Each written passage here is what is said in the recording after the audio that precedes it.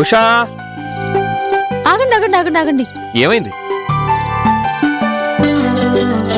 ఏంటిది? కారాలు మిరియాలు నూరుతున్నావా? ఇంటర్వ్యూకి వెళ్ళొచ్చారు కదా, మీకు దిష్టి తీయాలి కదా. దిష్టి ఎందుకు? ఎంతమంది గ్లామరస్ గర్ల్స్ కళ్ళు పడ్డాయో. ఎరుగు దిష్టి, పొరుగు దిష్టి, సౌండ్ ఇంజనీర్ దిష్టి, సౌండ్ ఇంజనీర్ దిష్ట, యాంకర్ అమ్మ దిష్టి, ఏమాత్రం కోమలంగా లేని కోమలి దిష్టి, మన పాటలో ఉండాల్సిన పల్లవి పేరుగా పెట్టుకున్న పల్లవి దిష్టి. పొదు అనండి. ఏంటండి నవ్వుతున్నారు? నేను దిష్టి సరిగా తీయలేదనా? నేనేదో యుద్ధం చేసి వచ్చినట్టు నాకెందుకు దిష్టి తీసావు అని. పాట పాడడం కూడా ఒక యుద్ధం లాంటిది అనుకోండి. బాగా పాడితే విజయం వరిస్తుంది. ఎన్ని మనసుల్ని గెలుచుకుంటారోనని భయంగా ఉంది. అంత లేదు, నేను మరీ అంత చంచలం కాదులే. ఫ్రెష్ అప్ అయి వస్తాను.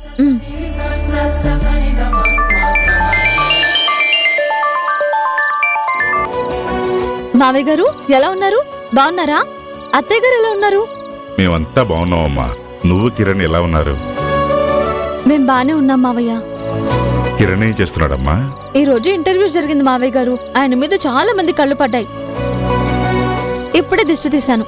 స్నానం చేయడానికి వెళ్లారు. ఇంటర్వ్యూ నేను కూడా చూశానమ్మా.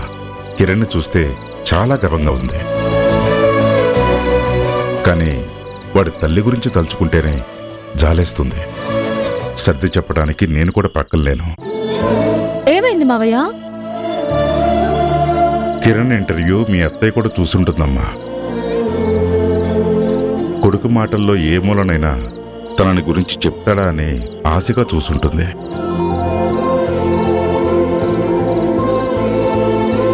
వాడి మాటల్లో తల్లి కనిపించలేదు.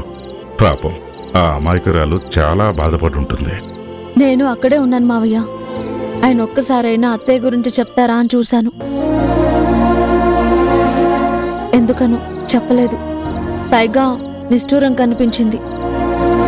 ఈ తల్లి కొడుకుల మధ్య రాజీ ఎప్పటికి కుదురుతుందో నాకు అర్థం కావట్లేదమ్మా. ఒకసారి ఆయనతో మాట్లాడతారా మావయ్య? ఇప్పుడు వద్దులేమ్మా. వాడు హ్యాపీగా ఉన్నట్టున్నాడు. నేను తర్వాత మాట్లాడతాను. కానీ నాకు వాడి పాట వినాలనుందమ్మా. ఎంతో తొందరగా వింటే అంత ఆనందపడతాను. ఆ సాంగ్ ఇంకా మార్కెట్లోకి రాలేదు మావయ్య. కానీ పాట నేనే రాశాను కదా. నా ఆనందం కోసం ఆ పాటని రికార్డ్ చేసుకుని వచ్చారు. మీకు ఆ పాటని పంపిస్తాను. వీలైతే ఆ పాటని అత్తయ్య గారు కూడా వినిపించండి. కొడుకు మాటల్లో రాని ఆనందం పాట వింటే అయినా వస్తుందేమో. సరేమ్మా, పంపించు. అలాగే మావయ్య, ఉంటాను. అలాగేనమ్మా.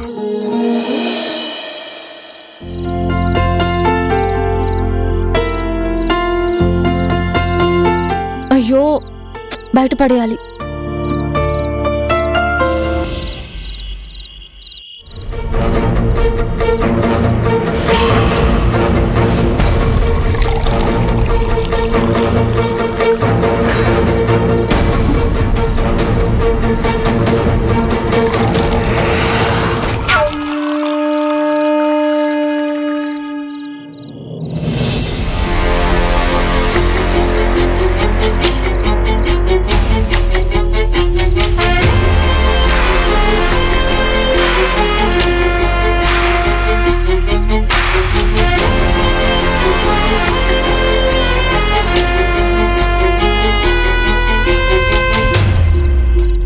సంజయ్ ఇదివరకు నేను ఫోర్స్ చేస్తేనే మందు తాగేవాడు.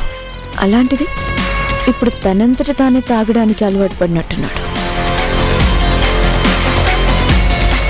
నెమ్మదిగా నా గ్రిప్లోకి వస్తున్నాడన్నమాట.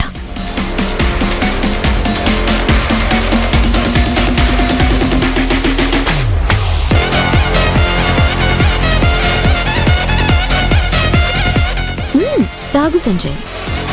నీకు మందు అలవాటైతేనే నేను చెప్పిన దాని కల్లా తలాడిస్తా.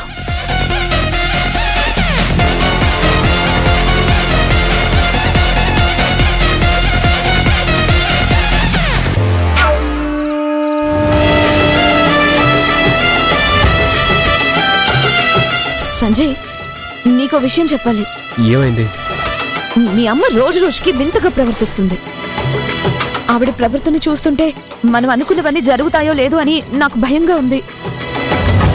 టెన్షన్ పడకు మేఘనా, నేనున్నాను కదా, అన్నీ మనం అనుకున్నట్టే జరుగుతాయి. టెన్షన్ పడకుండా ఎలా ఉండమంటావు? పరిస్థితులు చూస్తుంటే అసలు మనకేమీ దక్కకుండా పోయేటట్టున్నాయి. ఆవిడ రోజు రోజుకి గెంటేసిన కొడుకు గురించి ఆలోచిస్తూ, కిరణ్ ఇంటర్వ్యూలు చూస్తూ కన్నపేగు, కడుపు తీపి, పుత్రవాత్సల్యం లాంటివన్నీ గుర్తు చేసుకుని మరీ కుమిలిపోతుంది. అది మా అమ్మ సమస్య, నీకేంటి ప్రాబ్లం? మైండ్ పోయినా చిప్పు పాడవలేదన్నట్టు మత్తులో ఉన్న తల్లి మీద ధ్యాస మల్లట్లేదు.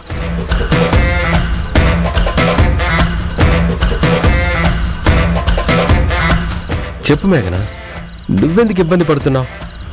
అలా కాదు సంజయ్, నేనెందుకు చెప్తున్నానంటే ఇప్పుడున్న పరిస్థితుల్లో అత్తయ్య ఏం మాత్రం మనసు మార్చుకున్నా ఉషా దగ్గరకు వెళ్ళి సారీ చెప్పి ఇంటికి తీసుకొచ్చినా తీసుకురావచ్చు.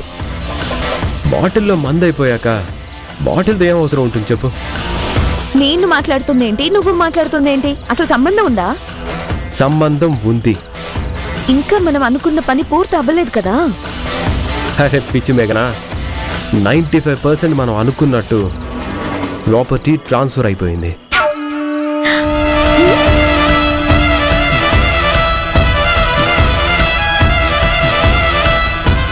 నిజంగానా సంజయ్? ఈ విషయం నువ్వు నాకు ఇంతవరకు చెప్పలేదు. ఇదిగో ఈ గ్లాస్లో పెగ్గులాగే ఇంకా కొంచెం బ్యాలెన్స్ ఉంది, అది మన ఆడిటర్ చూసుకుంటానన్నాడు.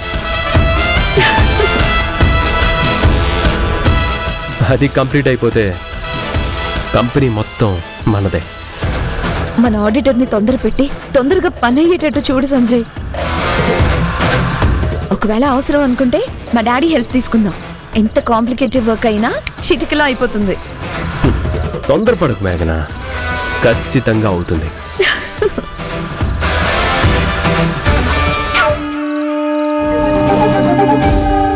నా గ్రిప్లోకి నువ్వు వచ్చావన్నానికి, మీ అమ్మ గ్రిప్లో నుంచి బయటపడ్డావన్నానికి నువ్వు మాట్లాడుతున్న మాటలే సాక్ష్యం సంజయ్.